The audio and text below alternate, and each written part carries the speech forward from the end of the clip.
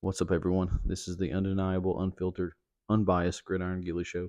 I'm your host, Gridiron Gilly, and I'm going to talk about some mother freaking college football because that's what we do on the Gridiron Gilly Show. We talk about NFL too, but not as much because you people who vote always seem to vote for college football, and I'm okay with that because I like college football better, anyways. Anyways, last week, some great games in college football. The best one was probably off the top of my dome, what I can remember last week, Illinois and Nebraska, best game hands down.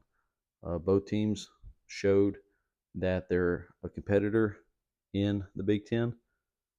Um, Now, can they hang with the likes of Ohio State, Penn State, Michigan? Who knows? But um, I believe both of those teams showed a lot of potential. And even though Nebraska lost, the future is sky high for them. Got a great freshman quarterback who's only going to get better as time goes on. Baby Mahomes, they call him, or something to do with Mahomes. But, anyways, that's not important right now. That was last week. 3 games that I broke down last week. I did a pretty piss poor job of it, and I apologize. This week is going to be better.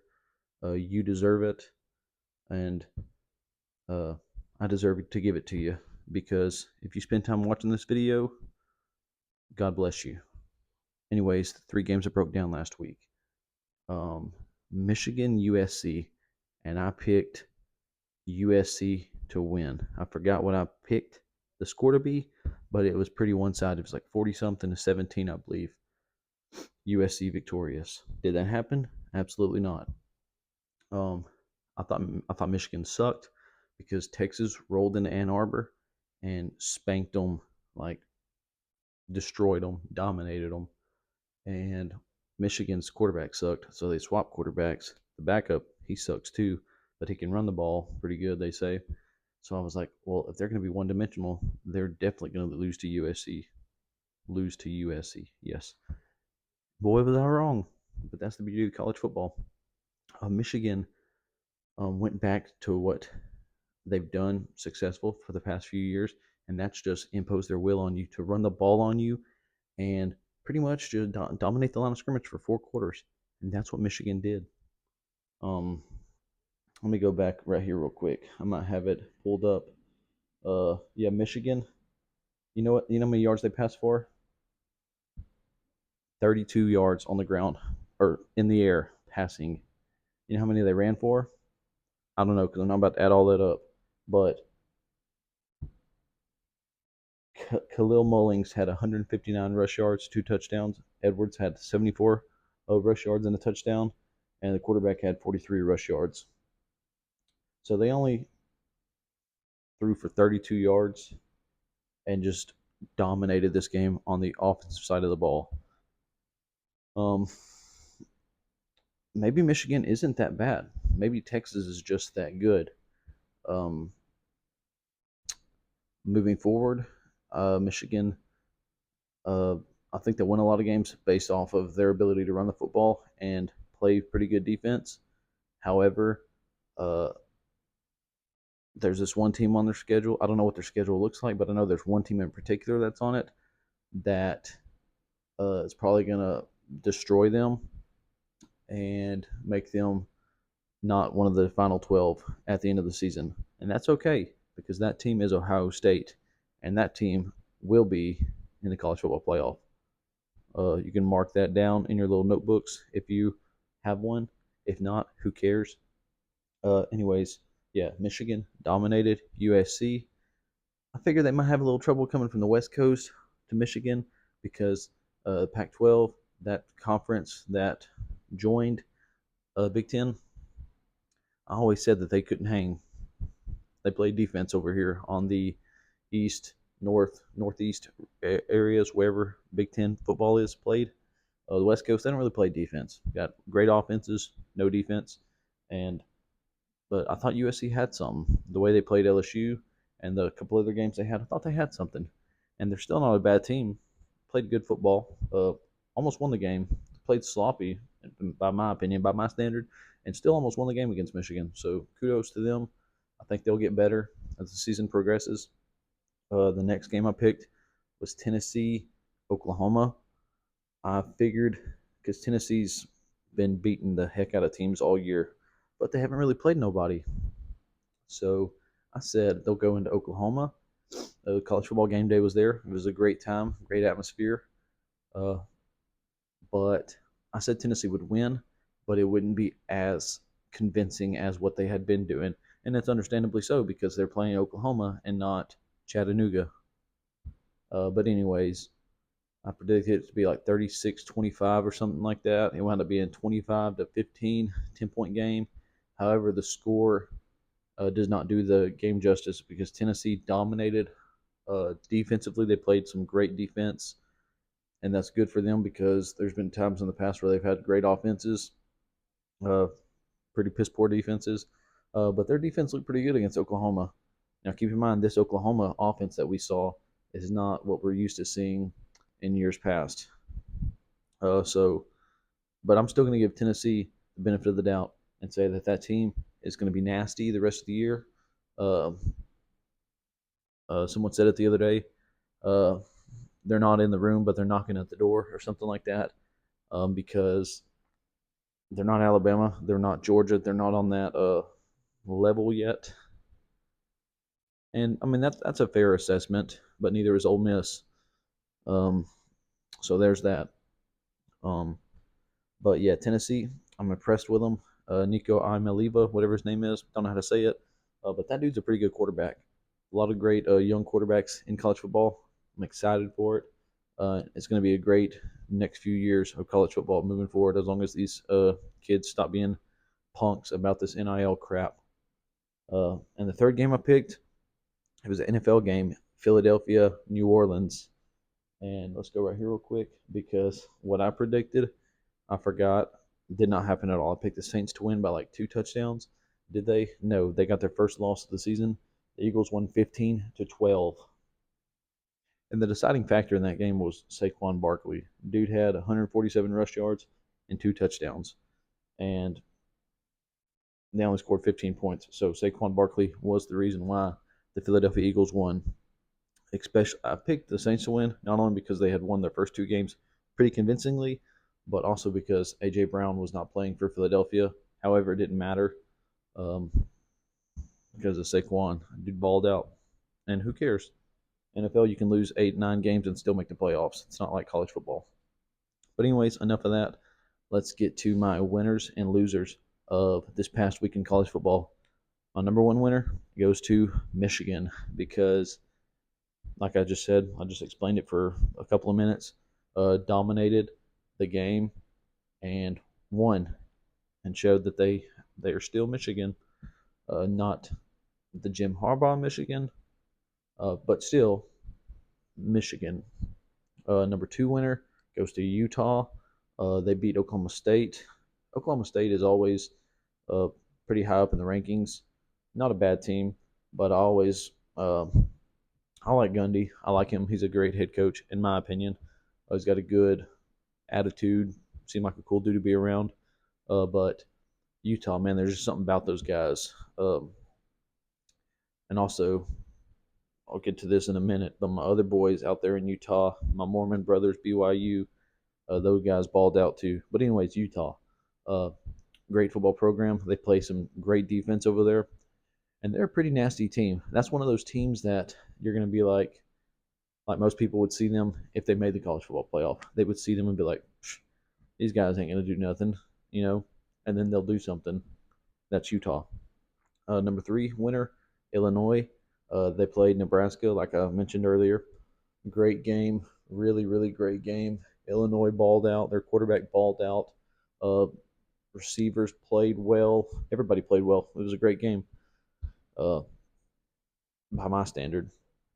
And then I have three honorable mentions. That is BYU.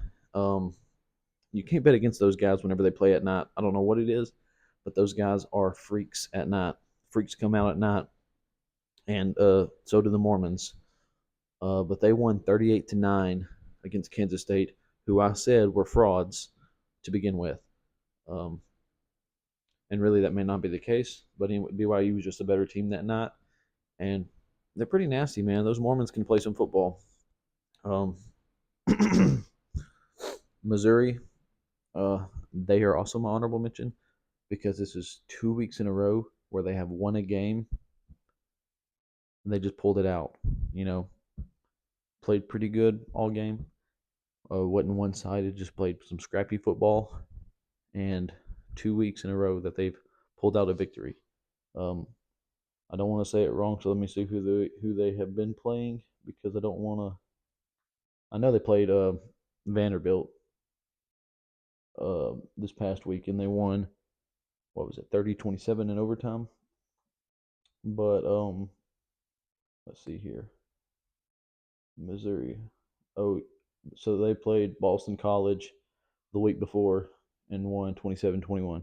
So played a close one on BC, who's not a bad team, and then played a close one in overtime against Vanderbilt, who is usually the worst team in the SEC.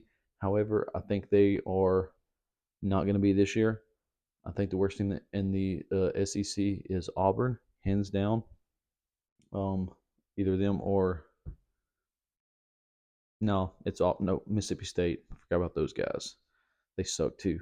Either one of those two teams, flip a coin. It don't matter. They both suck. Probably won't win a lot of games. And someone's losing a head coach this year. But anyways, Missouri, because you may not be impressed with the 6-point victory over BC and the 3-point win over Vanderbilt, but that doesn't matter. What matters is they find a way to win. And I'm not sure who they got moving forward. Looks like they got A&M next Saturday. That'll be a good one. I'm gonna watch that for show. But anyways, and my third honorable mention goes to Tennessee because they played good football against Oklahoma. My losers, I got 3 losers. Number 1, hands down, this team is the loser, and they should be the loser for the rest of the season because I don't know how good James Madison University is at football. I know they're undefeated on the year, but this team should not have had this happen to them. I don't know if y'all kept up with it, but North Carolina, they're a basketball school, but they're okay at football too. North Carolina got beat 70-50 by James Madison University. I don't even know where James Madison University is. I don't even know who James Madison was. He a president? I don't know who he was, but he might have been a founding father or something. But he got a university named after him, and those suckers can play some football apparently, because I watched a little bit of the game and I changed it because North Carolina could do nothing. This quarterback for James Madison, he threw 5 touchdowns and ran 2. Okay, that's 7. 7 times 7 is 49. That's 49 points right there, and they scored. What was that? 21 more. What the heck? So North Carolina, the biggest loser for show because that shouldn't happen. Number 2 loser, Auburn. They lost to Arkansas 24-14. And if you lose to Arkansas, period, you're a loser. Number 3 loser, Kansas State. BYU, they dominated them 38-9. Didn't even let them score a touchdown. 3 field goals. How embarrassing. And you know what's even more embarrassing? It's not embarrassing. It's a slap in the freaking face. BYU was unranked. Kansas State, I forgot what their ranking was, but they were like 16, 17, somewhere up there. BYU beats the ever-living piss out of them. 38-9. Don't even let these guys score a touchdown. You know what the rankings are now? I think BYU is 22 and Kansas State's 23. So they beat the brakes off of them just to be ranked one spot higher. Tell me how that makes sense. It doesn't. But anyways, I took up 15 minutes talking about the past. Let's talk about the present. And the present is Arkansas versus the number 24 ranked Texas A&M Aggies. They're playing in Jerry's World this weekend. They do that like every year now. It's usually a pretty dumb game. No one really cares about it. I'm joking. It's usually pretty entertaining. um, don't really matter though because A&M made a switch at quarterback for the better. If Wigman was playing, I'd probably be like, oh, it's going to be like a 6-9 ball game. However, they got this new cat back there who can move the ball and not turn it over as much. Um, so A&M looks like they've found a little bit of their identity with this guy, and I think they'll be pretty successful moving forward. Um, I think they'll win games that they shouldn't this year, and I think they'll lose games that we expect them to lose. But at the end of the day, I think A&M's better off with this guy at quarterback. Arkansas, I'm not even going to go into it. Um, they're unimpressive, just like every other year. Same song, different verse. I'm taking A&M 30-16, and that's the bottom line. That's all there is to it. That's all there is. Okay, so my next game, I got number 2 Georgia versus number 4 Alabama. I'm excited about this one. I think everybody is. If you're not a college football fan. This is a game everybody's going to watch this weekend. Is it going to live up to the hype? Probably not, because they never do. This game is going to be one of those ones everybody and their mother watches. It's going to be a defensive game. It's going to be low scoring, I feel like. It's not going to be like your 40-30 or 30-30 game. But it's going to be an interesting game nonetheless. It'll be fun to watch. Number 2, number 4. It don't matter which team loses. Still in the hunt for the playoff because of how good these teams are. However, some can make the argument, well, Nick Saban's not there no more. Alabama lost a lot in the portal. Georgia's that team, and they are. But when I look at this game, I'm gonna break it down like this right here. I'm gonna tell you like this right here. I forgot what year it was, but it was roughly 2010, somewhere around there. There was this guy that played in the NBA. His name was LeBron James. Played for the Cleveland Cavaliers. He was always in the playoffs, but never did much with it because the team sucked. So he took his talents to South Beach, played for the Miami Heat, and I think he played there for 4 years. His first year there, they lost to the Mavericks in the finals. His next year there, they won. He won his first ring against the Oklahoma City Thunder. His next year there, he wins his next ring against the San Antonio Spurs. And then his next year there, he loses to the San Antonio Spurs. I think that's right.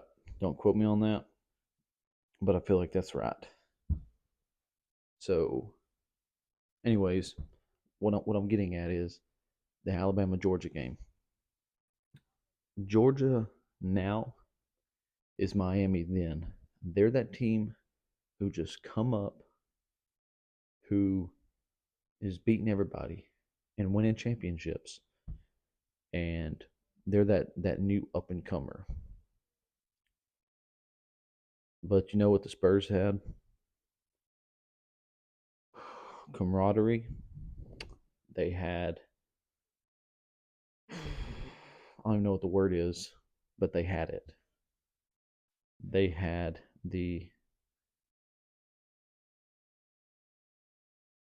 you know what I'm talking about. They had that thing, that chemistry. That's what I'm looking for. They had that chemistry. They had that identity that they had been that team for, they had been what Georgia was uh, for 10 plus years. And Georgia had only been that team for just a couple years. You know what I'm saying?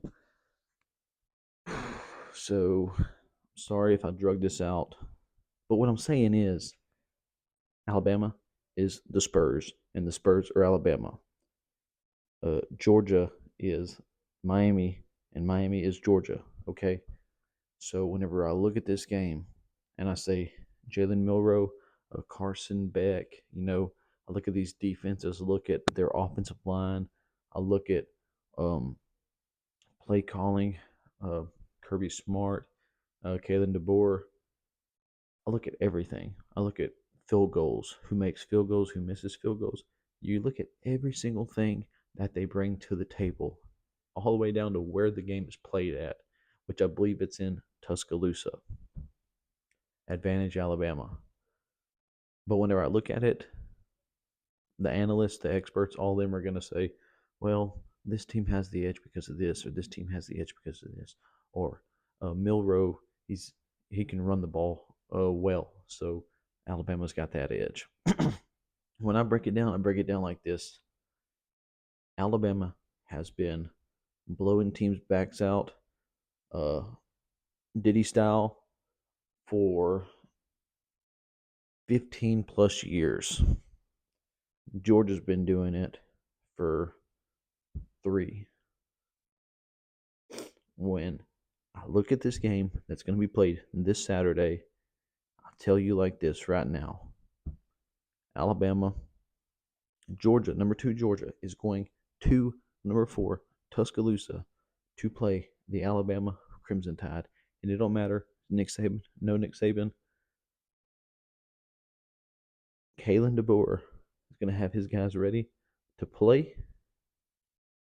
It's his team, but it's the house that Nick Saban built and the team Nick Saban built, just like John Gruden with the Buccaneers when he won with Dungy's Bucks. Same philosophy. Alabama's going to be ready to play, and Alabama's going to play and win. Final score 23-13.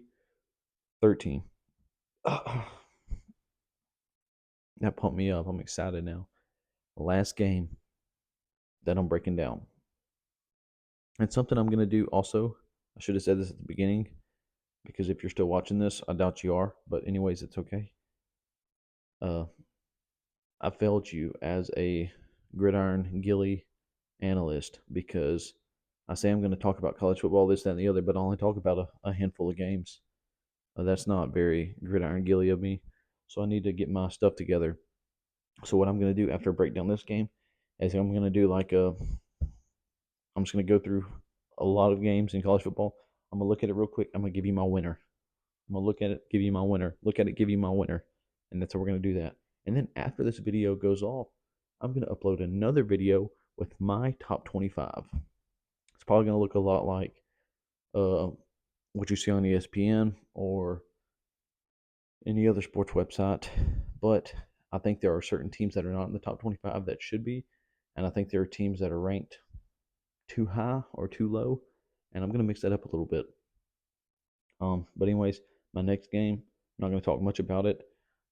You people didn't vote like I expected you to. That's okay. But this game I'm about to break down, number 3 Ohio State at Michigan State. Could this game be an upset? Of course. Could Michigan State at home be victorious and upset Ohio State? Yes. Anything can happen in college football. Do I see that happening? Absolutely not. It'd be cool, but I think Ohio State's too nasty. They paid their players a lot of money, and I think they'll perform, and they'll perform well. Ohio State 47-13 final score. That's all I'm going to say about that. Let's get ready for. I need to have a name for this segment of the Gridiron Gilly Show. Let's see here. Let's call it the. I don't know what we're going to call it. It ain't got a name yet, but who cares? Tomorrow night we got Virginia Tech at Miami.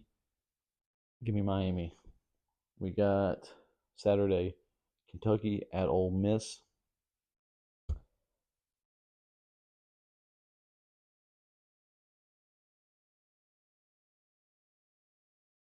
Give me Ole Miss. Give me Ole Miss. You might say, why'd you hesitate? Ole Miss is number 6 in the country. Because I don't believe in them. I don't. I don't care if they're 6. Um, I think there's. I think the 5 teams that are ranked above them are levels above them, and I think there's some teams ranked behind them that could beat them pretty convincingly as well. So I don't believe in Ole Miss at all. They're a good team, but I don't think they're going to be in the college football playoff. Daggum, what happened? Oh, Minnesota at Michigan. Give me Michigan. Oklahoma State at Kansas State. Give me Kansas State. BYU at Baylor. Give me BYU. Wisconsin at USC. Give me USC. Louisville, Notre Dame. That one's tough because Louisville's 15, Notre Dame 16. All I know is Notre Dame played good ball against A&M. Give me Notre Dame. Oklahoma at Auburn. Give me Oklahoma. Arkansas, A&M. Give me A&M. Mississippi State, Texas. Give me Texas. Ohio State, Michigan State. Ohio State. Stanford, Clemson. Give me Clemson. Iowa State, Houston. Give me Iowa State. Illinois, Penn State. Ooh, I'm excited about that one. 19 versus number 9 at Penn State. That's a tough place to play. Ooh, I don't know much about Illinois. I've only watched one Illinois game probably in my life, and it was Friday night, and those boys look good. Nebraska's been mediocre for the last 10 years, and they look pretty nasty though. I'm not gonna lie. I don't know what the level of competition they've had. I know that I watched them play Colorado, beat them good, but got a good head coach, and they look pretty scrappy. I'm not gonna lie. I don't know if they're Ohio State scrappy, but I think they'll get there. I think they have the potential to get there. You know what? Give me Illinois to beat Penn State.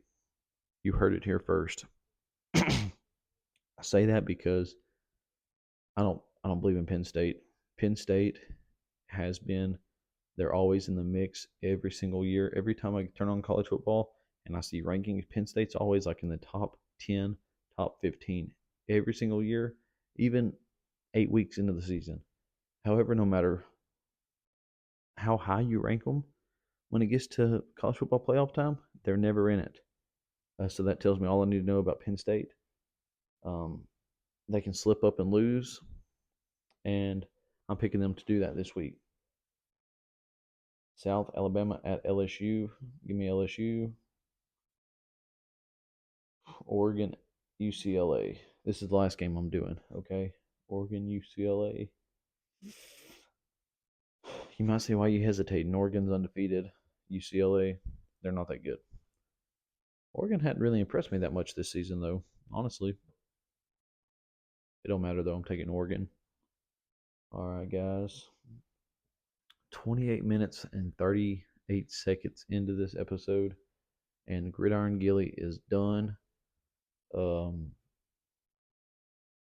I think I'm about to close off of here, and then I'm gonna give you my top 25 in another episode, which I will upload to All Things Football Facebook group and my YouTube channel, Gridiron_Gilly, and my Instagram, Gridiron_Gilly. I've only got 16 followers right now.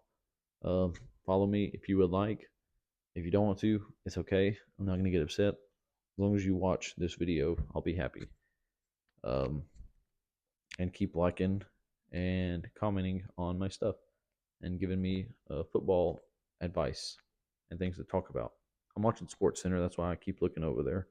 The Oakland A's, they play their last game in their stadium, and I think they won. I'm not sure. I know they're garbage, but it's kind of a sad moment for them. They're going to Vegas. Anyways, thank you for watching. God bless. That's my boy, The Undertaker. 30 minutes. That's a good time to end it.